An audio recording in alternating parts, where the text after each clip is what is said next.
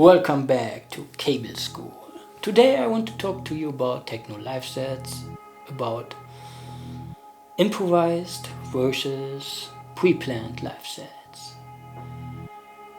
What I like about pre-planned livesets, pre-produced stuff, is that you have a safe plan. You can feel pretty safe and you practiced all your stuff and there's a specific way how your set will play out. Maybe you have some parts where you can switch it up a bit, but it's more or less this strict plan how it will go. So the cool thing is you can plan all these moments or parts where stuff happens exactly how you want it. For example, maybe you have a hard track and then it goes into the soft ambient breakdown and then these crazy drums come in back again right at the perfect moment.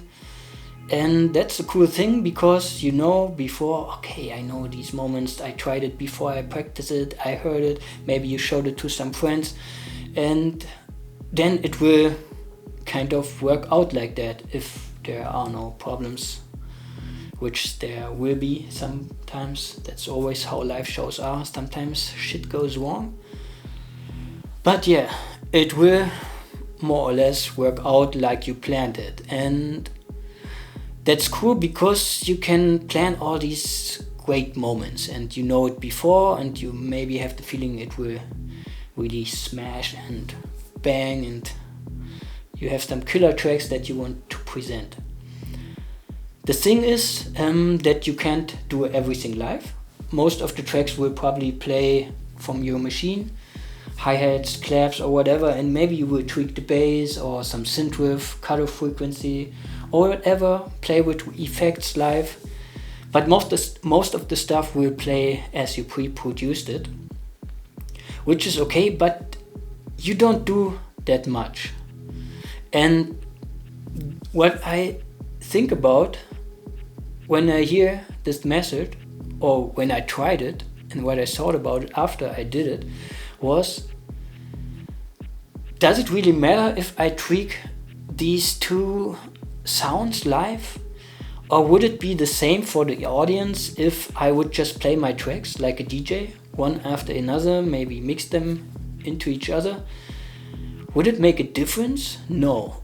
The difference is just that I tweak it live and I can feel how I tweak it and hear the loud sound, which is a cool feeling, I already told you. But it's not a lot that you do. So wouldn't it be more enjoyable if I would say I'm Kablehead and I play my tracks live, or maybe I'm even DJ Kablehead and I just play my own tracks. I would not even have to tell people that these are my tracks.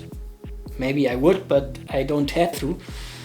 So I just could just say I'm a DJ and people like it because I play my stuff and hopefully they like my stuff. And it would be way easier because I just tweak around with the filter from the DJ mixer and put in my USB stick or whatever. Don't have to hook up all my machines just to tweak around these two sounds. I mean, what's the difference if you tweak two sounds or if you tweak around with the DJ mixer? You know, this is not a big difference, I think. So, is it really a good idea to play a pre-planned live set? I don't say it's not cool or don't do it. It's totally up to you, but I wasn't feeling it a lot. Or I would say, yeah, I would rather play live as a DJ than live as an electronic artist if I have to take care of all this crazy stuff like setting up. So that was not the point why I started improvised live sets. The reason for it was that I got the Digitakt, and the Digitakt has no kits, which means if you have one pattern or you have a song which consists of more than one pattern and you switch from one pattern to the next, it will save all the parameters before when you save it and it will automatically jump to the save state. So if you tweak a bass sound, for example, cut off frequency live, and then you switch to the next pattern, it could be that it jumps to a different cutoff frequency at once. And if you tweak around a lot of stuff like the hi-hat, clap and the bass, for example, then everything would jump to a different parameter if I would switch to the next pattern of the song. And this fucked me up because, yeah, how do you want to remember? Okay, the clap is always like that. Oh, I switched a little bit, so before I switch to the other pattern, I should put them in this position. So here, this is on my sheet of paper. No, it's too much hassle.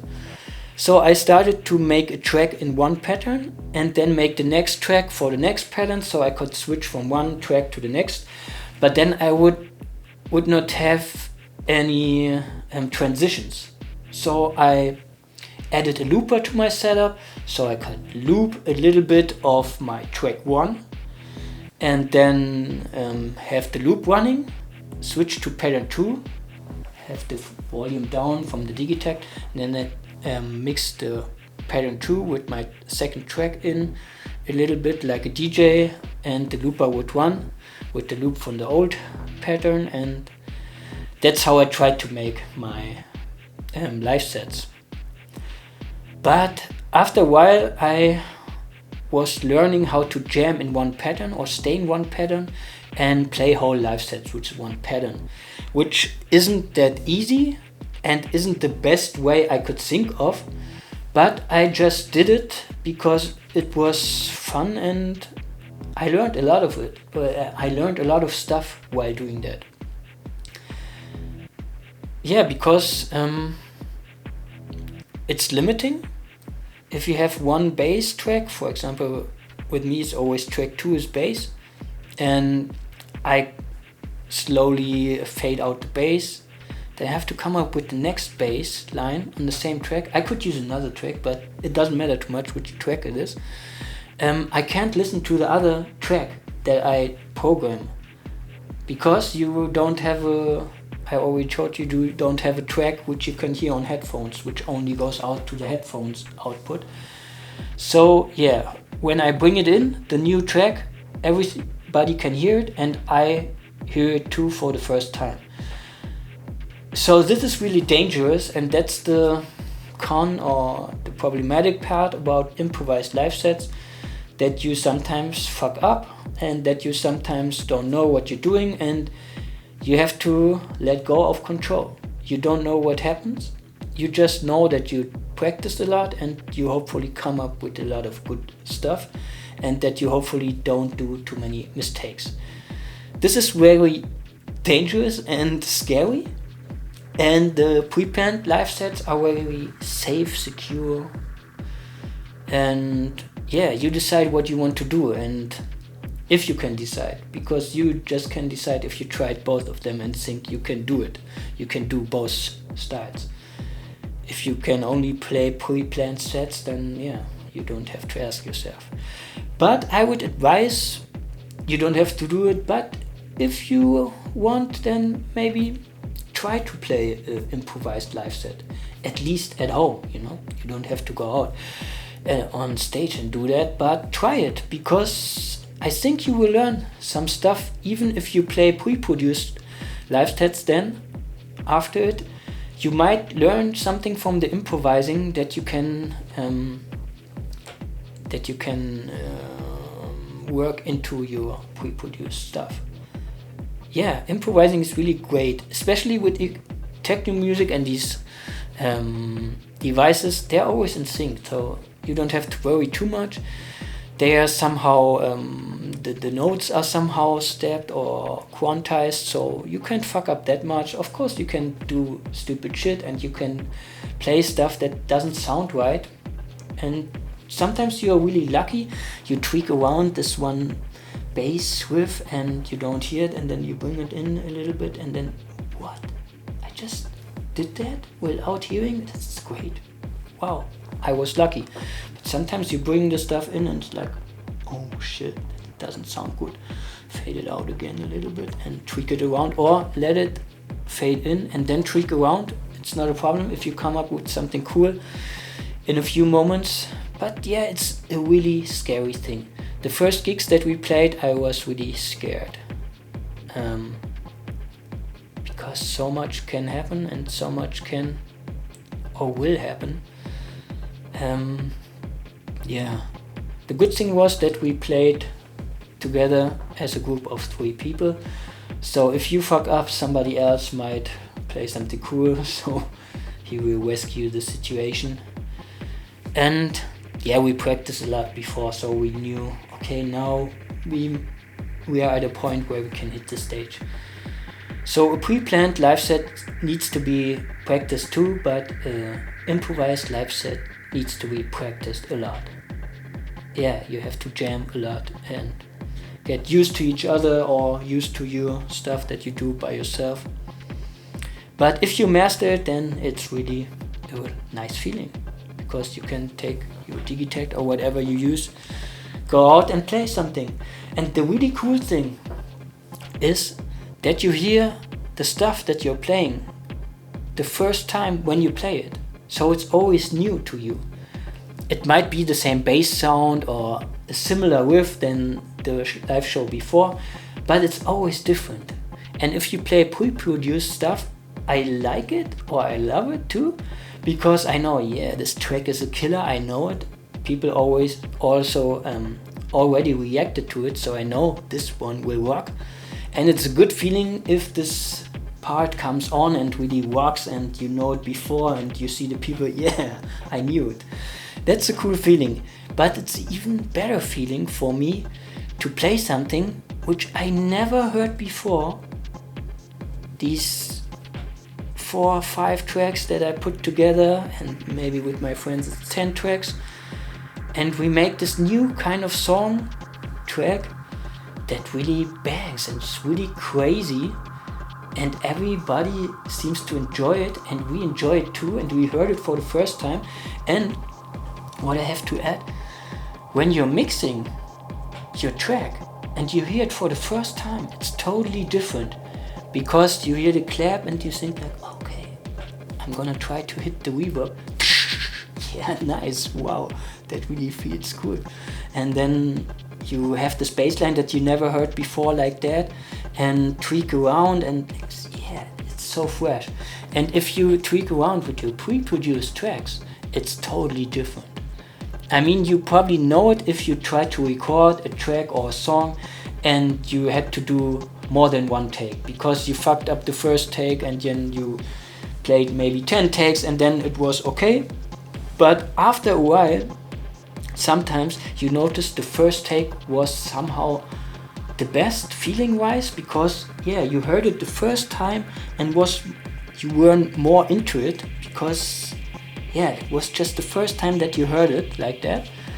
And after 5 or 6 takes, it's already like, yeah, some kind of boring, and the magic is gone somehow. It takes a little bit to get into it again, because okay, yeah, now I will make this break with the clap.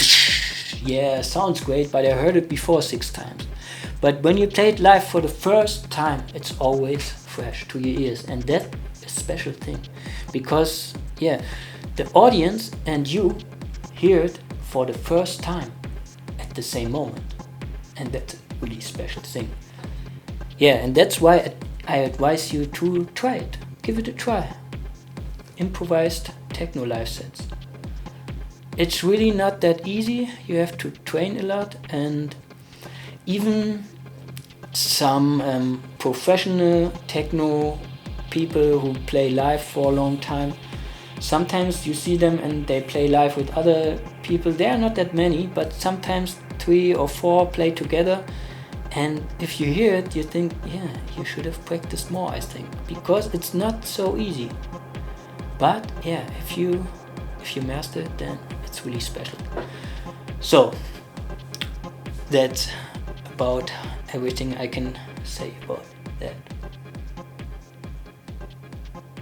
Now I'm going to show you some more tricks or methods that I use. Maybe about transitions, I don't know. We see what comes up.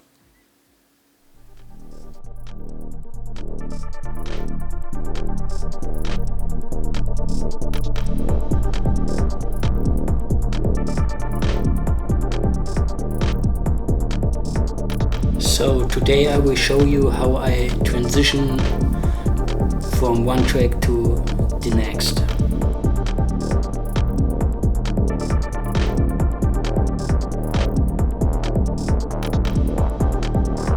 I put in some reverb and open up the filter and slowly fade down the volume of the bass.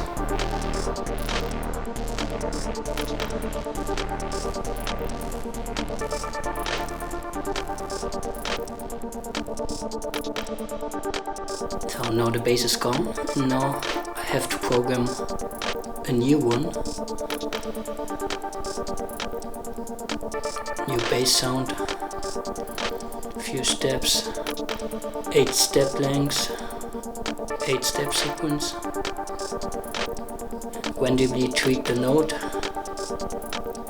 so it plays some kind of melody, and now I bring it in really slow so you can hear how it sounds. And I'm tweaking the tune knob, the green one, to see if it fits. Yeah, it's not perfect, but it fits, so I keep it like that.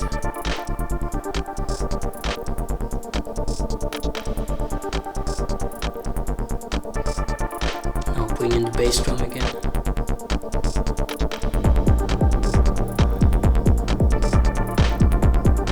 So that's how I switch from one bass line to the next.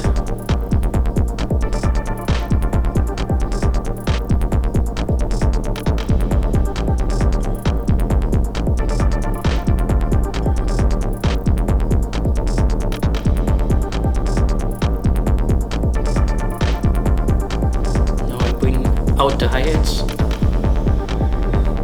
put some reverb on the hi-hats and then put them down so they fade out with reverb.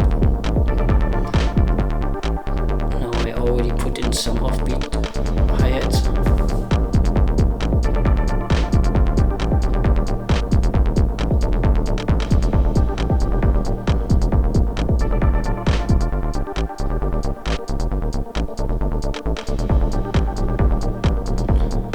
Switch up the bass drum pattern, 2/4 to the floor,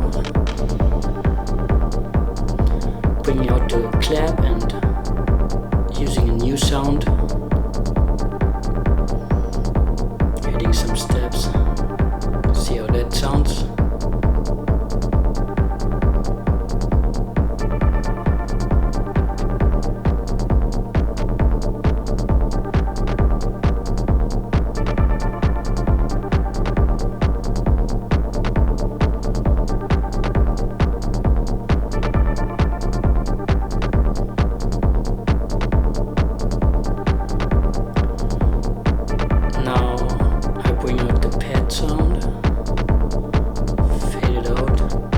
Reverb or no delay on there.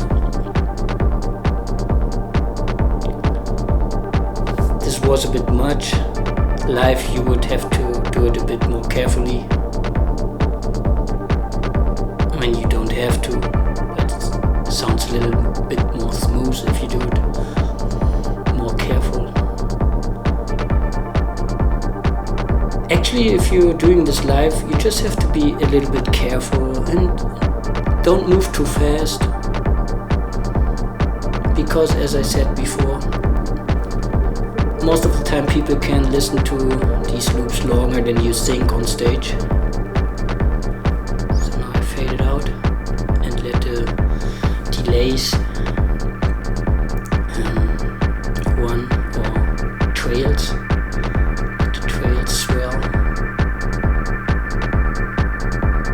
filter them down a bit.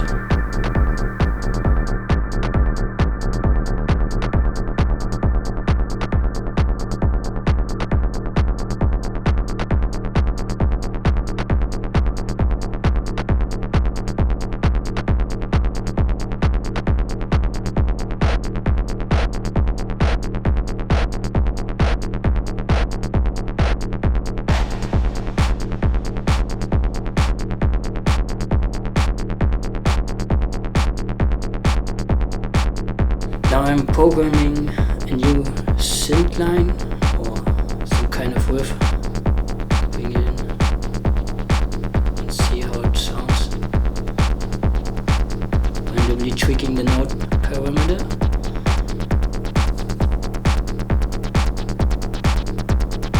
Sounds more like a percussive sequence, but that's okay.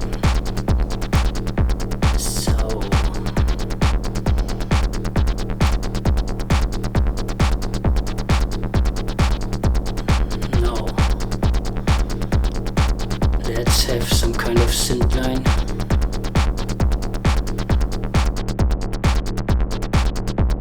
Random steps. Tweaking the start point randomly of my sample.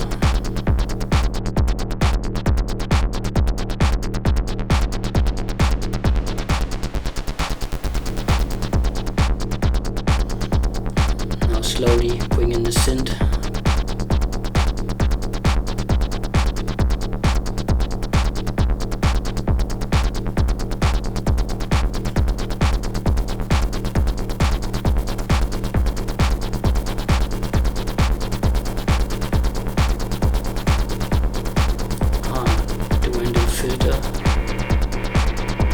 Filter LFO was on.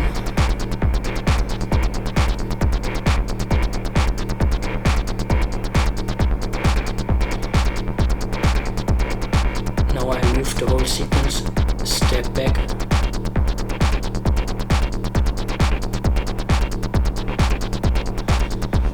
And as you can hear, I'm tweaking around, but if the beat is solid enough, then it's okay to tweak around and change up the sequence until you really like it.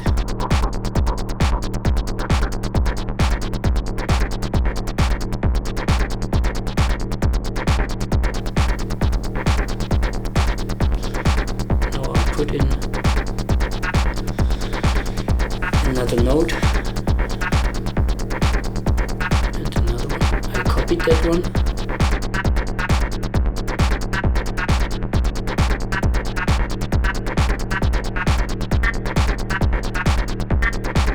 Yeah, that's cool.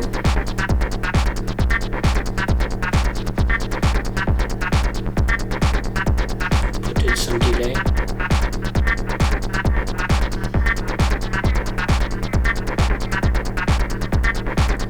Make it a bit faster.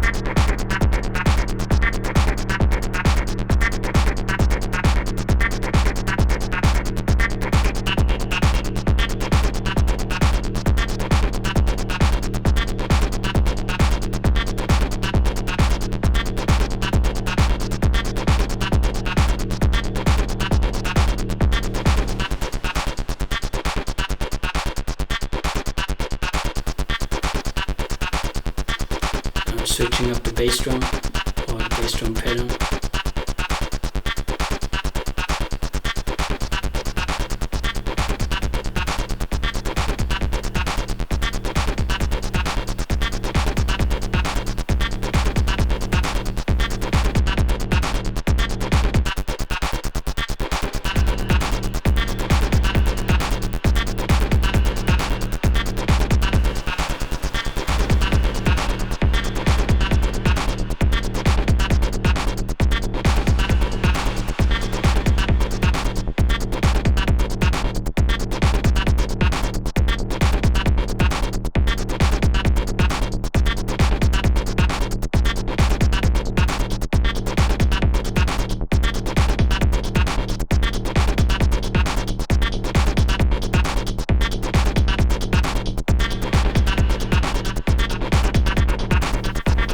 Some delay onto the synth.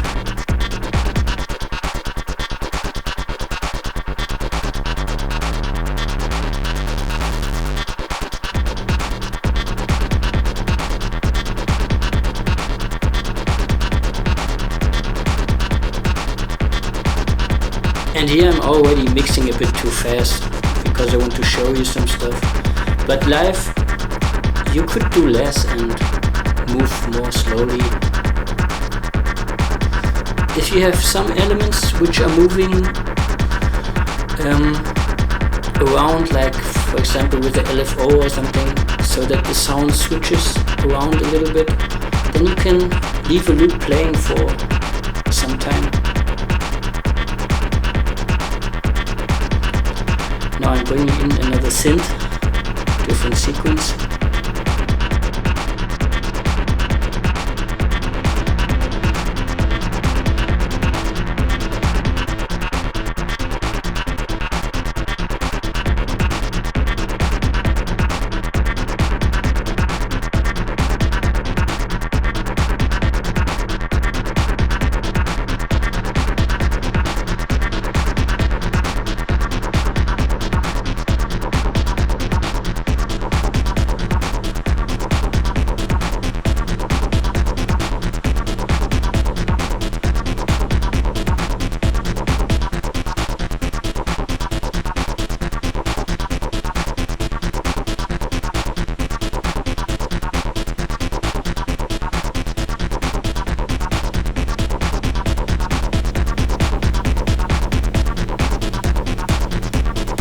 Opened the filter of the kick drum, so it has this high frequency attack sound, gives it more punch.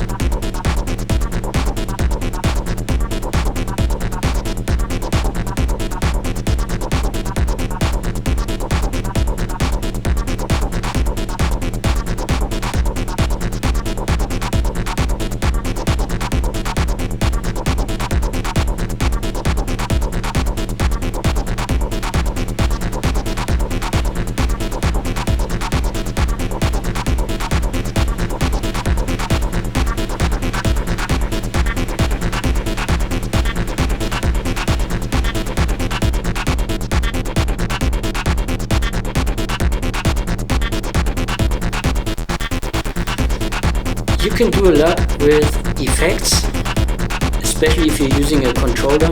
Then you can bring the reverb or the delay of some tracks and then bring them down when you bring the kick up. So you have the same sequence but switch it up. Some kick drum fills.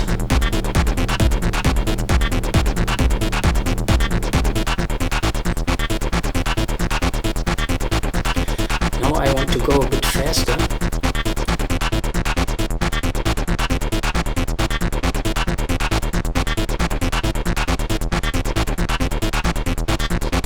Really slowly, I'm putting up the tempo.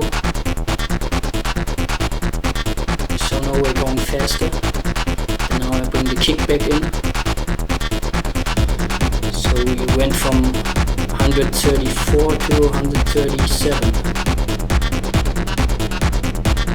I wouldn't do it a lot, the tempo switch, but maybe in the middle of your set or whenever you can go a bit faster. I wouldn't advise to go slower, but there are no rules. Most of the time people love it if you go a bit faster after a while, because it drives them even more.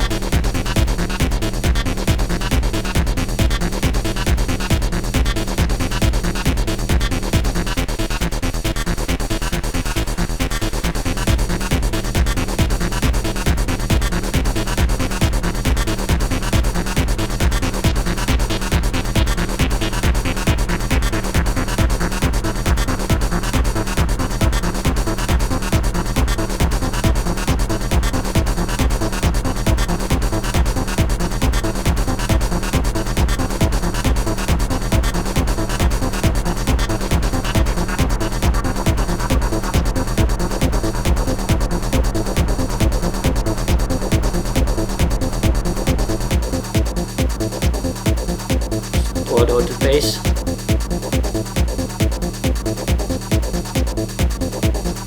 Switch up the bass line.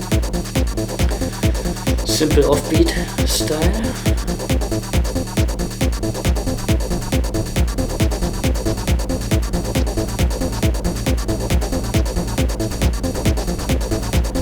And as you noticed, normally it should have been the 3rd and the 7th step, which is the offbeat, the 8th offbeat, but since I switched around the sequence length, sometimes it moves around, so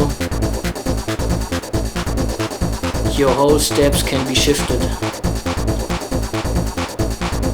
But you just have to listen to it and go by your ears. Bring some bit reduction into the clap, so it's more distorted.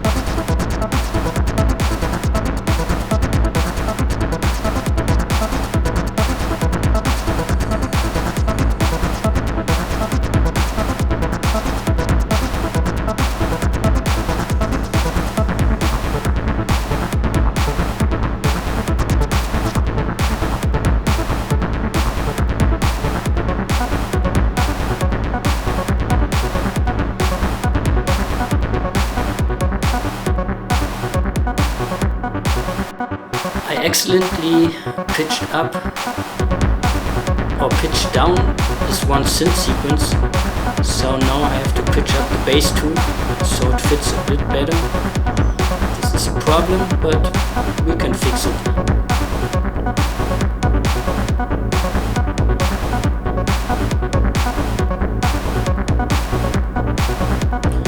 Now it fits again. Pitching a bass is really difficult, especially live, because it's harder to hear the notes if it's a low instrument. So if you filter it really open, you can hear the highs of the bass, it's easier, but then it's also more hearable for everybody else. So it's tricky to pitch the bass live, but just do it. Because if you find the right bass line to your synth sequence, it's always better than to have it a bit off.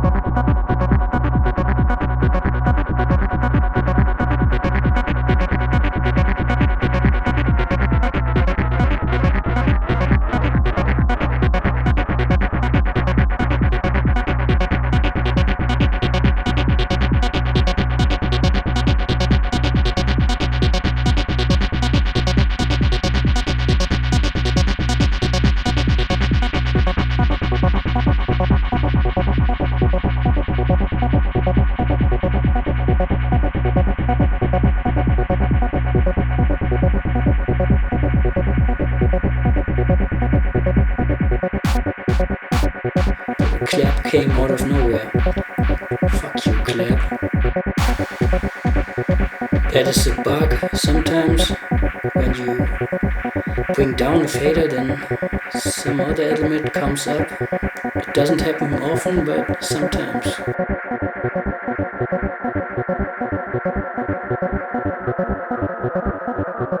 Yeah, that's it for today. I hope you have a great day, night, morning, whatever.